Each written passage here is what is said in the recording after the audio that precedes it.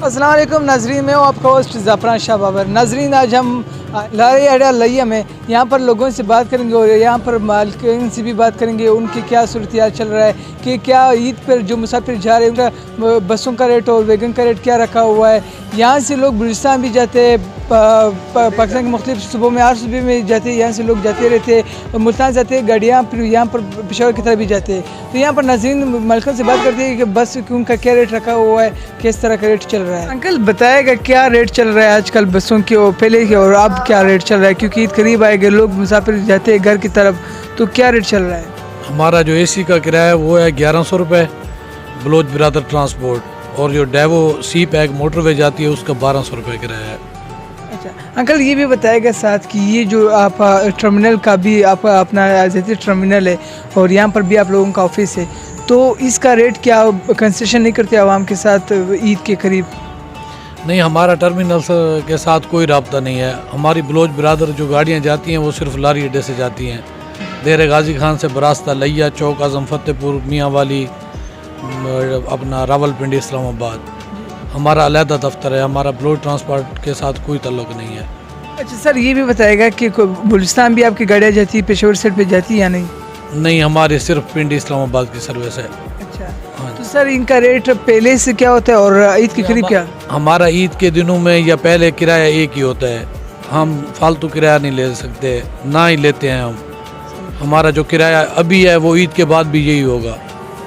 Sir बताएगा कि क्या रेट के हवाले से ईद करीब आ रहा है तो बसों के रेट अक्सर हाई हो जाते, तो सर से क्या कहना चाहते हो। जी, कम होने चाहिए, और दूसरा ये भी कहना चाहिए कि ये जो हम स्टूडेंट्स हैं और स्टूडेंट्स के किराए कुछ कमी करनी चाहिए, क्योंकि ये पूरा किराया ही लेते हैं और स्टूडेंट्स को कोई रियायत नहीं करते। अच्छा, तो स्टूडेंट के अलावा और ओवरऑल जो मतलब अवाम होते हैं उनके लिए क्या होना चाहिए।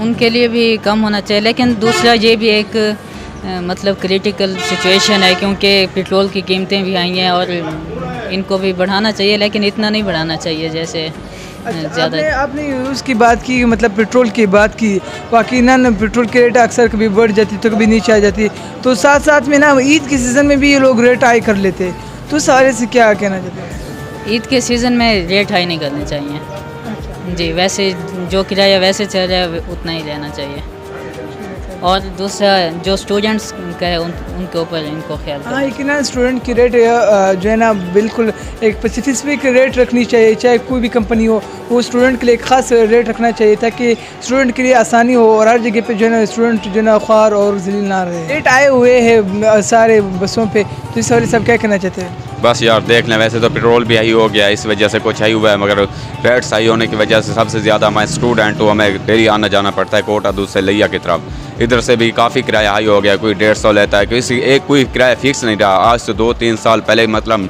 100 रुपीज़ फिक्स थे, 100 रुपया लेते थे, मतलब कोटा दूध से लिया तक। अब कोई 150 ले लेता है, कोई 120, 130, जितना जिसका दिल करता है अब वैसे ही ले लेते हैं, कोई कंट्रोल नहीं रहा अब किराए पर। तो गवर्नमेंट ऑफ पाकिस्तान से आप क्या कहना चाहते हैं। बस यही कहना चाहते हैं कम से कम स्टूडेंट्स के साथ तो रियायत होनी चाहिए। पंजाब को क्या करना चाहते हैं कि क्या रेट बढ़ाने रखने चाहिए, छोटे रकम नहीं बढ़ाने नहीं चाहिए, मतलब जो नॉर्मल थे जैसे पहले थे उसी तरह ही रखने चाहिए। जी बिल्कुल नाज़रीन, जैसे कि आपने देखा कि यहाँ पर लोगों का कहना था कि मालिकों के भी यही कहना था कि क्या कि अगर हम जिस तरह सीज़न के सिवा भी रेट अगर बढ़ा रहे हैं तो साथ साथ में पेट्रोल का रेट भी बढ़ता जा रहा है, पेट्रोल रेट के साथ ही हम लोग जो है ना अपना रेट भी बढ़ाते जा रहे हैं। यहाँ पर आवाम का ये भी कहना था कि स्टूडेंट के लिए कोई अच्छी सी रिलीफ दिया जाए, ताकि एक मखसूस रिलीफ हो और यहाँ पर स्टूडेंट जो है ना एक अच्छा सा पैकेज के थ्रू पे अपनी मंजिल तक पहुँचा